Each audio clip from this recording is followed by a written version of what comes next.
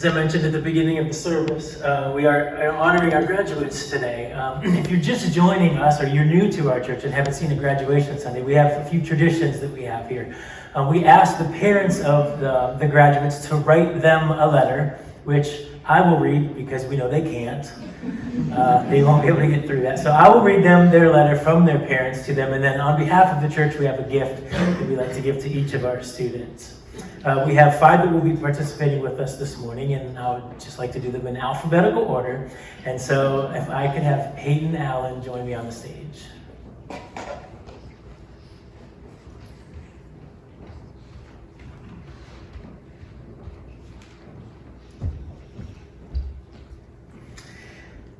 Peyton is a letter from your parents to you. Peyton Augusta Allen. On graduation Sunday at church, your mother and I wanted to put into words who you are and how you got here from our perspective. Being the oldest child in our family, your first friends in life were imaginary. I'm sure you remember your 3 imaginary friends, Nunu, Bay, and Jake. You guys spent some great times together in the blow-up pool on the deck at our house in Sunscape. This is where you developed your love of friendship, swimming, and sunshine. As you grew up, you loved to sing. You would sing nursery rhymes and VeggieTale songs. However, the first song you ever sang the entire way through was the Star Spangled Banner. I believe there is still some video proof. This is where you developed your love of music and singing. As you got older, you loved to read books. You were always reading books, writing and drawing. You always excelled in school, but I think it is time to come clean. Mrs. Stroll, if you are in church today, Peyton's dad did most of the work on those shoebox dioramas. Outside of the shoebox diorama, school is where you developed your love of language arts, and is why it is fitting that you are going to college to become an English teacher.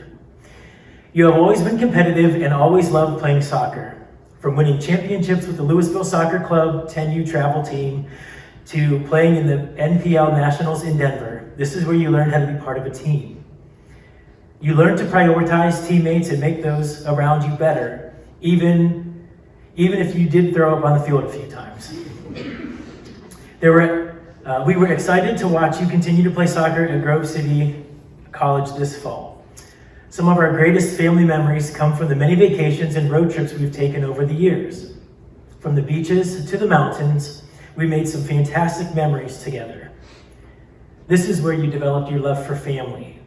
You absolutely loved church camp. Starting after kindergarten, you went to Camp Carl, where you rode in a helicopter your very first year.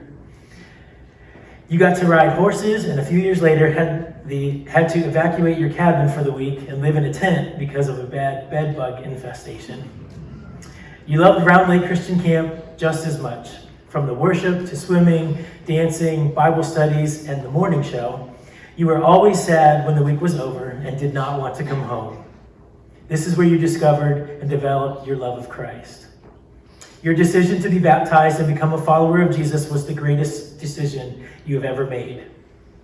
If this sounds remarkably accurate, it's because it's who you always were and who you will always be.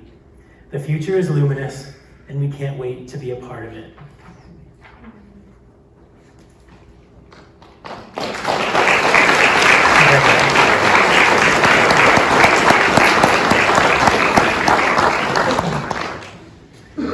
Next, Maddie Bigham.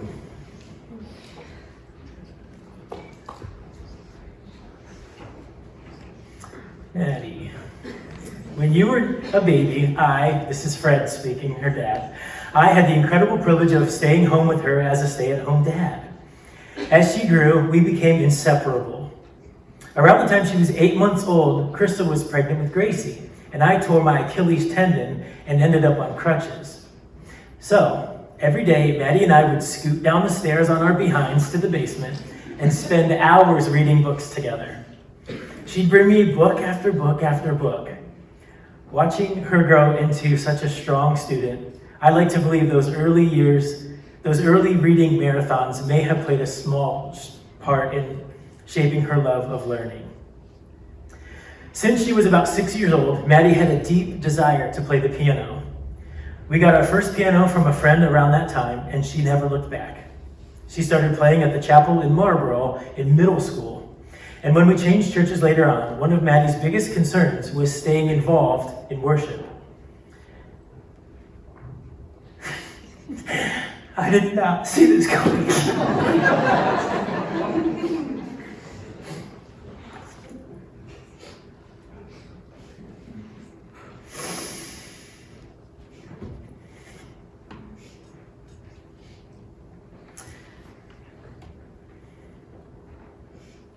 There is truly no prouder moment for Krista and me than sitting in church on Sunday morning, watching Maddie use her gifts to glorify the Lord. Today she even began passing on what she's learned, teaching the piano to her own students. Middle school was a hard season for Maddie. She went through a difficult stretch and felt a bit lost. But it was during that time that she truly found Jesus. I've never met a young person who loves the Lord the way Maddie does. Her faith is deep, genuine, and contagious. It makes Kristen and me want to be better people. Moving to Louisville Christian Church was one of the best decisions we've ever made. Maddie found her people here, and it's been beautiful to watch her grow. High school is where Maddie truly began to thrive.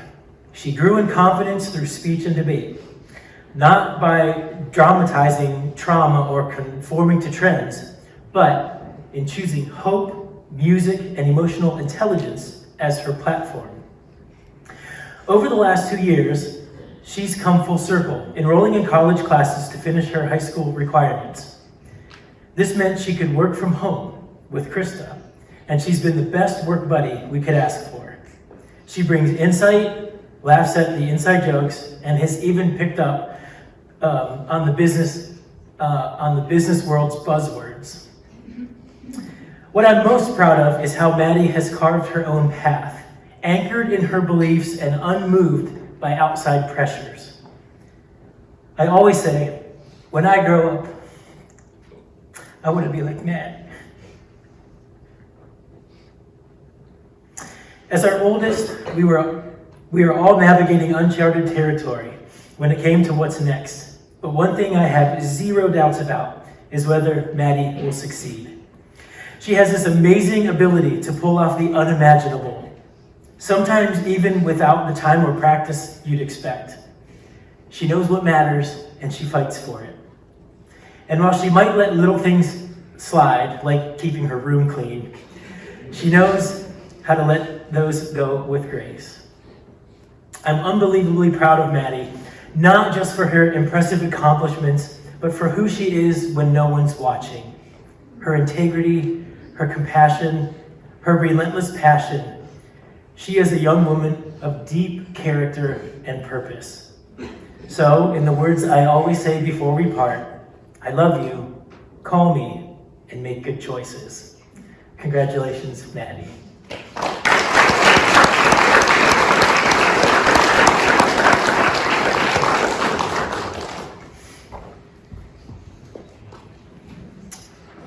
Next we have Shay Klein.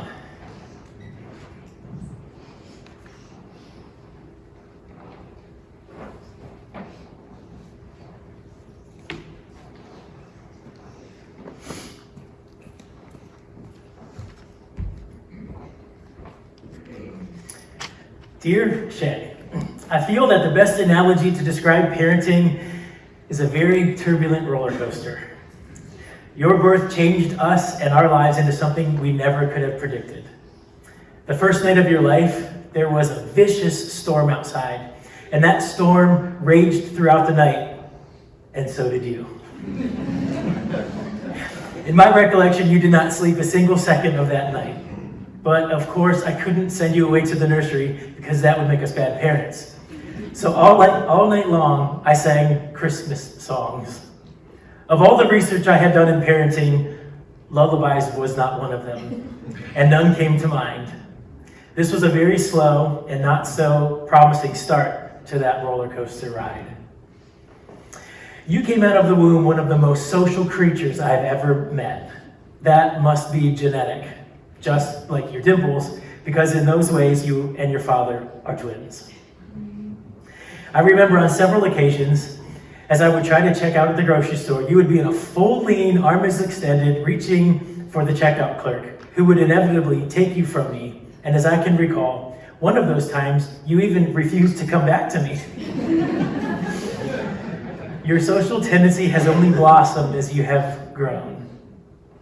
When you were 3, you went to your first vacation Bible school and fell absolutely 100% in love with it. So much so that after it ended, you sobbed for days. We enrolled you in preschool early so that you could continue interacting with other children, and you thrived. You were so happy and engaged, I thought that we had mastered this parenting thing, and the roller coaster was starting to become a joyride. Little did I know, it was just a steep, smooth climb up before the plunge.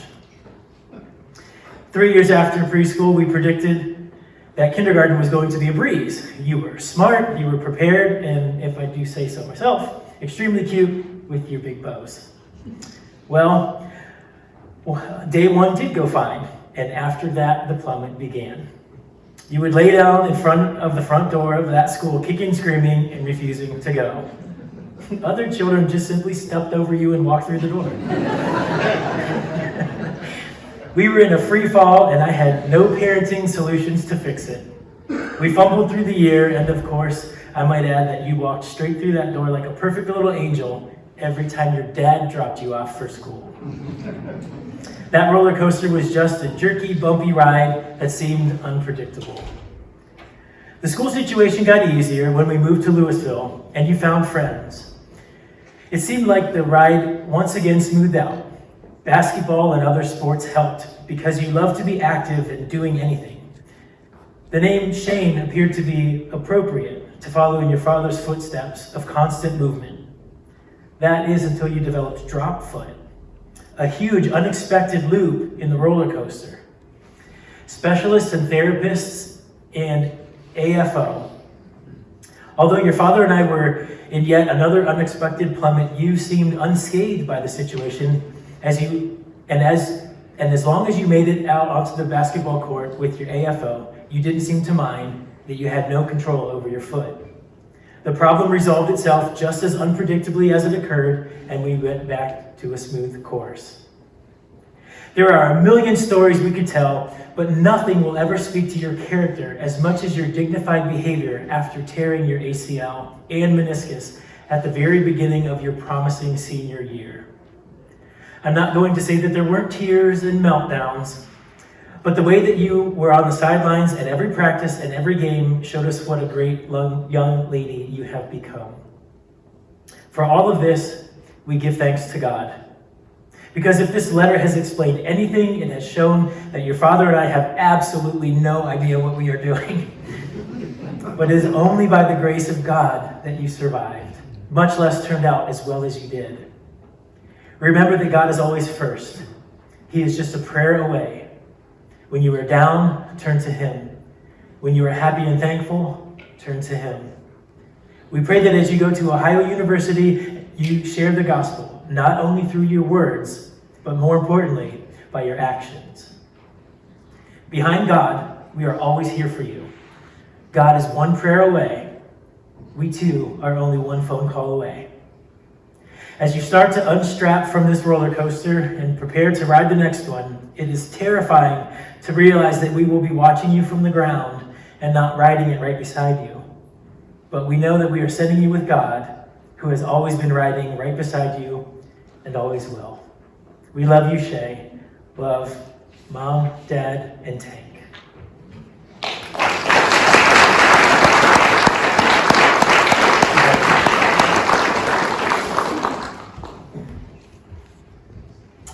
And next we have Gina Flinner.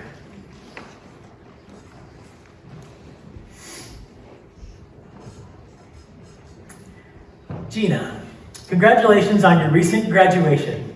It's so hard to write everything I'm feeling at this moment. The obvious ones being proud and excited for your accomplishments, and feeling sad because this chapter of your life is closing, and a new and exciting chapter is beginning. When I reflect on who you are, the first words that come to mind is determination. I remember when you were about 6 years old and were learning how to ride a two-wheeled bike. You were bound and determined to ride that bike in one day. After many hours of riding and falling down, you pretty much had the concept down by the afternoon. As you continued through school, that determination got you through difficult classes. Another word that comes to mind is compassion. You have always been the friend that everyone wants to be around. As an upperclassman in the high school marching band, you had a group of younger musicians who seeked you out. They felt comfortable coming to you if they were struggling with something. They knew that you truly cared about them and your ability to be the best, and their ability to be the best musician that they could be. Everyone needs a friend like Gina in their corner because life is hard. No matter how old you are, I see that tiny toddler who would look into my eyes and say, "I hold you," when they wanted me to pick you up. The little girl who wore dizzy whistles in her hair because she didn't have much hair to begin with. The sass that you can give, and you know what picture I'm referring to. The one with your arms crossed and that smirk. I'm so glad that God blessed you with us. It makes my heart full seeing that you have a relationship with Jesus and that you want to help others learn about him. I pray that you do amazing things while attending the University of Akron, praying that you are blessed with the scholarships that will cover the rest of your tuition and that opportunities in your field open at the right times for you. I'm beyond proud of the young lady that you are. Love, Mom and Dad.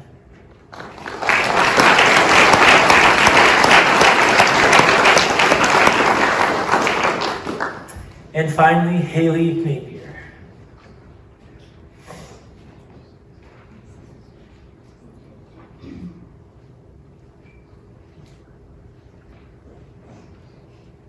Can I share a quick story about Haley? I just think it's funny. When the Napiers came to our church, it was during COVID, and for like weeks, I only knew Haley by her eyes, because I never saw her face. And then one day, we didn't have to wear masks anymore, and I was like, "Oh, hey, that's what you look like." So that's one of my good Haley stories. Haley, here's a letter from your parents. I can't believe we are already here. It feels like just yesterday that Haley would look up at me or her mom with those wide eyes, believing we had all the answers in the world. She was little then, curious, bright, and eyes full of wonder. One moment I'll never forget is the time we surprised her and her sister Ava with a trip to Disney. We didn't say a word about where we were going, but I remember the look on their faces when they saw the sign, Disney World. That joy, that surprise, that moment, it's a forever frozen image in my mind. Haley has grown not just in years, but in grace, talent, and heart. She is a gifted singer with a voice that doesn't just hit notes, it reaches people. From the start of the church, from the front of the church to the stage with the Louisville Lyrics and Varsity Singers, her voice has become a part of her legacy. It's not about being the loudest, but about singing with honesty, conviction, and heart. And Haley does that every time. And then there's the saxophone. 4 full years with the Louisville High School Marching Band, rain or shine, game after game, she marched. She played, she led with quiet confidence and pride. The band became a family, and Haley helped shape that spirit. But what makes me the proudest isn't just what Haley can do, it's who she is. Every year of high school, she chose to give back, volunteering on the Louisville Christian Church mission trip. Not because she had to, but because she wanted to. She came back from each trip with stories, not just about the work, but about the people, the connections, the moments that mattered. Haley has a heart for service. She listens, she shows up, and she lifts up others. And now she's setting out on a new path. In the fall, Haley will attend the University of Cincinnati, where she plans to study radiology. And it's a perfect fit: science and compassion, curiosity and care. She'll be helping people in a new way with the same heart she's always had. Haley, wherever life takes you, never forget the light that you carry. You were born with it. You've nurtured it. You've shared it freely with the world. And now that world is opening up wide before you. We're proud of you, not just for what you've done, but for the incredible person that you are. Love you always, Mom and Dad.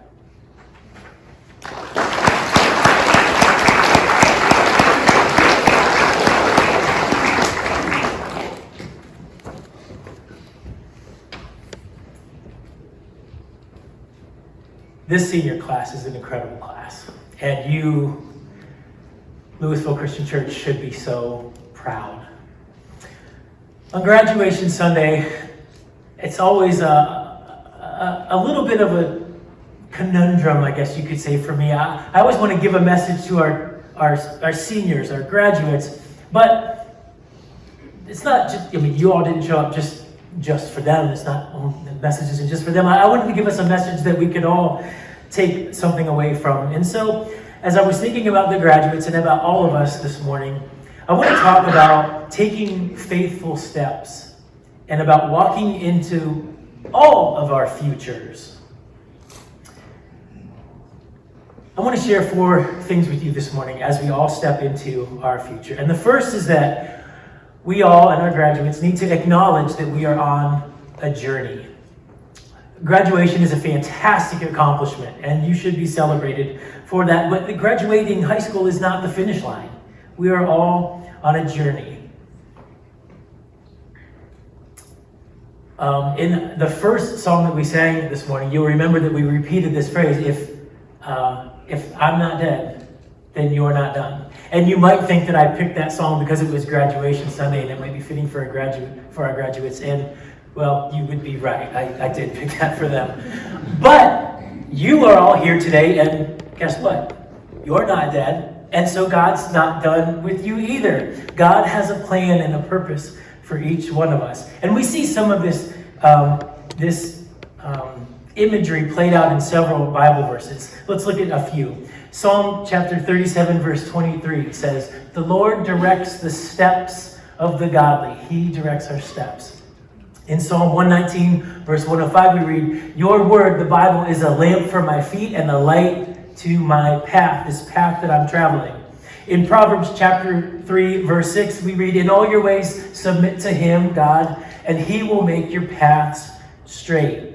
And then finally in Hebrews chapter 12, verse 1, we read, "And let us run with perseverance the race that's marked out for us." All of us are on this journey. We're walking a path. We're running a race. And that finish line is not until we pass on from this earth. And so we are all on this journey. We have to acknowledge that we have not arrived. And we won't arrive until we are in the perfect presence of God in heaven. A second thing to mention is that we must trust God with the unknown.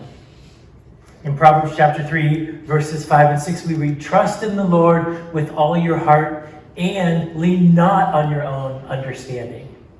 In all your ways submit to him, and he will make your paths straight." For every one of us that are here this morning, our future is uncertain. It's kind of nice maybe for you in the workforce, you have a pretty good idea of what tomorrow, we have a holiday tomorrow, but you know what this week is going to look like. It's kind of it's sort of just a routine that you go through. It was nice when you were in school and you had that routine. You knew what time you were going to get up, you were going to go to school, you were going to come home from school. It's kind of nice to have that, but for every one of us, our tomorrow is not guaranteed. And our future is, in fact, uncertain. But we can trust God with that uncertain future. I want to look at the book of Hebrews in chapter 11 in particular. And I don't often do this, but I've just pulled out several of the verses from the whole chapter. We'll read them sort of in quick succession, and I think you'll see why. In Hebrews chapter 11, we read these verses. By faith, Abel brought God a better offering than Cain did. By faith, Enoch was taken from this life so that he did not experience death. By faith, Noah, in holy fear, built an ark to save his family. By faith, Abraham made his home in the promised land like a stranger in a foreign country. Also, by faith, Abraham, when God tested him, he offered Isaac as a sacrifice. By faith, Isaac blessed Jacob and Esau in regard to their future. By faith, Jacob, when he was dying, blessed each of Joseph's sons. By faith, Moses' parents hid him 3 months after he was born.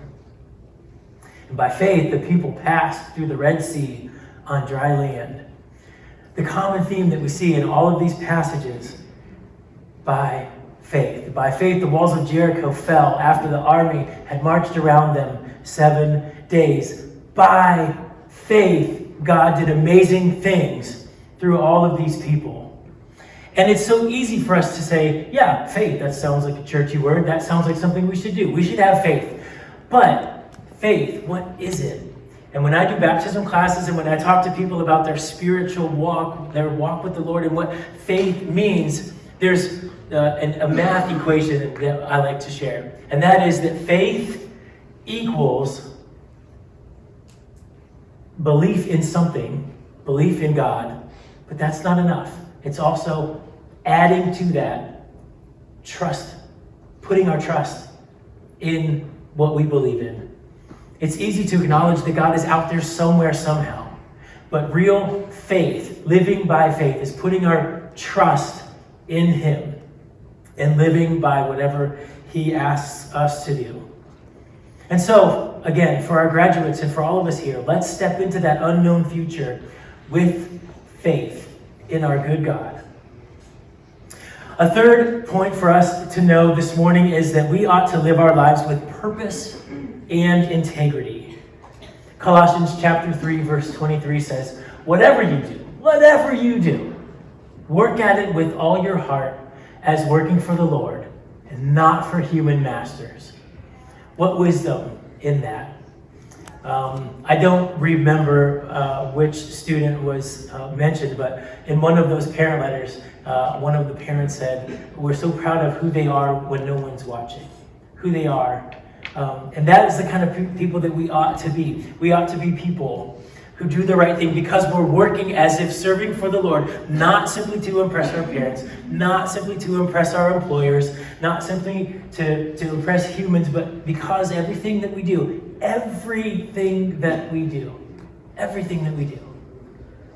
schoolwork, employment, being a nice neighbor, engaging with people in the supermarket, everything that we do, we should do as if serving the Lord. So live a life with purpose and with integrity.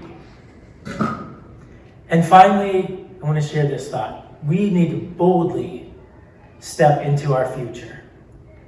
I'll share a verse that I'm sure we've all heard before. Jeremiah 29:11. I'm sure many of you can recite it from memory. It says, for I know the plans I have for you, declares the Lord, plans to prosper you and not to harm you, plans to give you a hope and a future. It's a very common Bible verse, one that we've often heard. You might even see it stitched on a pillow, like in this picture. How cute is that? Yeah, because it's about your hope and your future, and everyone loves that, right? That's adorable. Now, I don't know if you know this or not, but there are some verses in the Bible that you probably wouldn't stitch on a pillow. One of them, arguably, could be the verse that comes right before Jeremiah 29:11. Jeremiah 29:10 says, this is what the Lord says, when 70 years are completed for Babylon, I will come to you and fulfill my good promise to bring you back to this place. There's a promise there, and there's some good news there, but Jeremiah, speaking on behalf of God, says, it's going to be a minute. It's going to be 70 years. There will be some time of trial. You will be taken over by the Babylonians, and I will rescue you. I have a plan. I have good plans for you, we read in verse 11. But it comes with this warning, I guess you could say. There's going to be a time of struggle. It's going to be 70 years. But I have a plan. And my plans are good. And you can trust in my good and perfect plan for you. I have plans not to harm you, but to prosper you. Plans to give you a hope and a future. And so, I don't know what the future holds for our graduates. I don't know what the future holds for any of us. I wish I did. That would be great. None of us knows what the future is. And some of our futures may contain struggle, strife, obstacles. But we serve a good God who has our best interest at heart. And my final thought for us this morning is this, found in 2 Timothy chapter 1, verse 7. For the Spirit God gave us does not make us timid, but gives us power and love and self-discipline.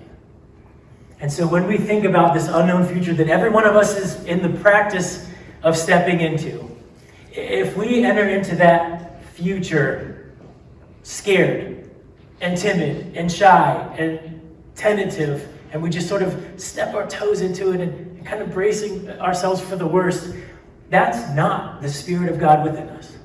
Because this verse reminds us that God does not give us a spirit of timidity, but a spirit of power. And so again, for everyone here, and specifically for our graduates, as you step into your future, who knows what it will be? But we can walk confidently into it with the spirit of power, knowing that we have a good God who has good plans for us. I am absolutely in love with our seniors. They have been such a great group to work with, and I'm so incredibly proud of them. But I look out in this room and I see a lot of parents and a lot of friends and a lot of congregation members that I'm also extremely, extremely proud of. And don't think that because you've graduated and have found a career and you do the same thing every day that your life doesn't matter or that God's not up to something. Because if you're not dead, God's not done. Let's stand together and let's sing our song of invitation.